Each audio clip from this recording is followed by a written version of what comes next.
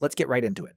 Number 10, the Antikythera Mechanism. In 1901, Greek sponge divers exploring a shipwreck pulled up a corroded lump of bronze nobody thought twice about. A year later, an archaeologist noticed a gear wheel poking out of it. That lump turned out to be an ancient Greek analog computer, built around 2,100 years ago, with over 30 interlocking bronze gears packed into a box the size of a shoebox. Turn the hand crank, and it tracks the sun, the moon, the 5 known planets, predicts eclipses, and even counts down to the Olympics. For most of the 20th century, scientists could see it was important, but couldn't figure out how it actually worked, which left the door wide open for people to blame aliens. It wasn't until 2006, when researchers finally CT scanned the fragments, that the whole mechanism clicked into place, inscriptions and all.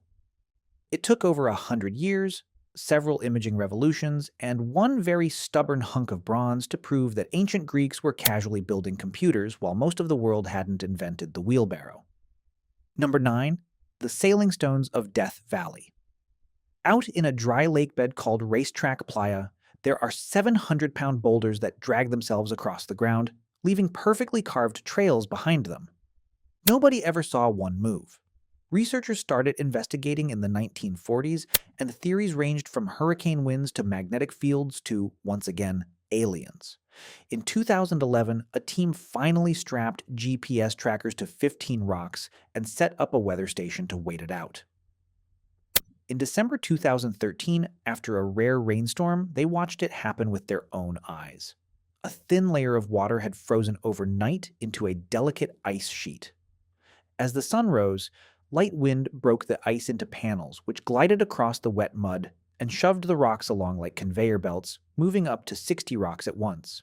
A century of speculation, solved by a lucky cold snap and a very patient pair of cousins. Number 8. The Fate of the Franklin Expedition. In 1845, Sir John Franklin sailed 2 British ships, the Erebus and the Terror, into the Arctic to find the Northwest Passage. They vanished. Search parties found scattered clues over the decades, abandoned camps, skeletons, even signs of cannibalism, but no ships. British searchers largely dismissed Inuit oral histories describing the wreck's locations as folklore. It took until 2014 for the Erebus to finally be found, and 2016 for the Terror, both remarkably close to where Inuit testimony had placed them the entire time. It only took the rest of the world about 170 years to believe people who'd actually been paying attention. Number 7. The Poincaré Conjecture. In 1904, French mathematician Henri Poincaré posed a deceptively simple question about the shape of three-dimensional space. It became one of math's most famous unsolved problems, eventually landing on a list with a $1 million prize attached. Mathematicians spent a century failing to crack it. Then, in the early 2000s, a reclusive Russian mathematician named Grigory Perelman posted a solution online in 3 papers, without submitting to a journal, without fanfare. Once verified, it was recognized as one of the great achievements in the field. Perelman was awarded the Fields Medal. He turned it down. He was awarded the $1 million Millennium Prize. He turned that down too, and largely withdrew from mathematics entirely. Somebody solved a 100-year-old problem and then didn't even want the money. Number 6. Ball lightning.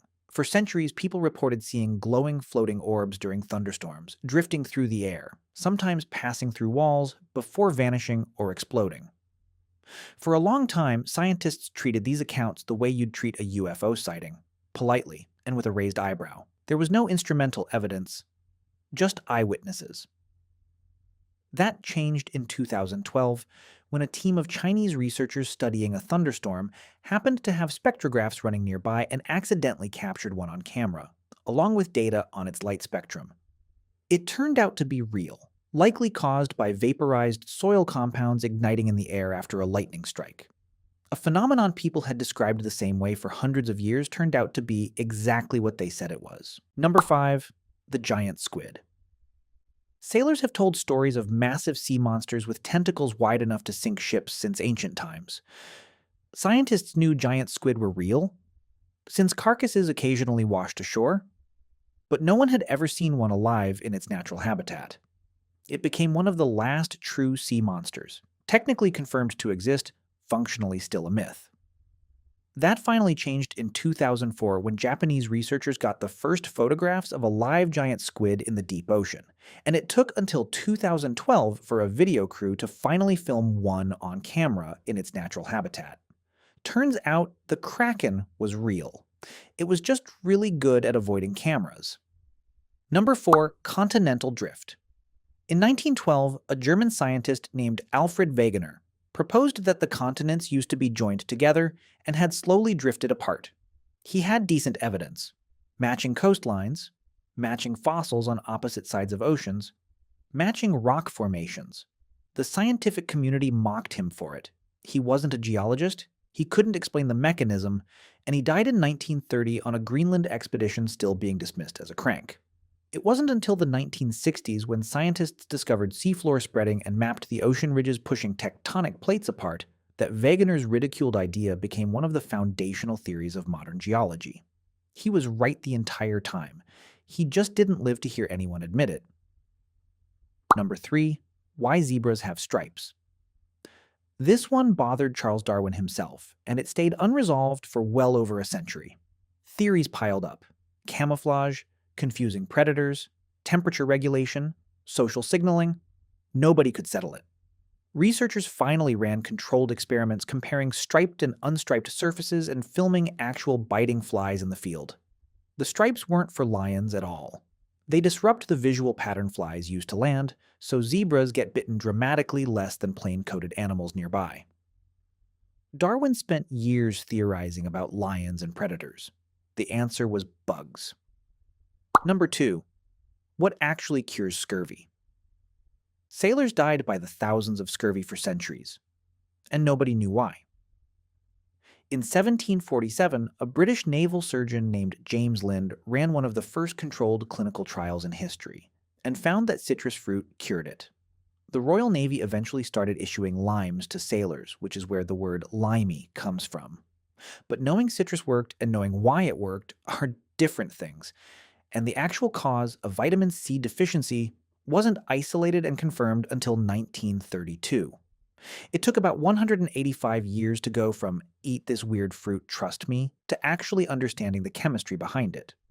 Number 1. What killed Beethoven? Beethoven died in 1827 after decades of declining health and severe deafness, and for nearly 2 centuries nobody knew exactly why.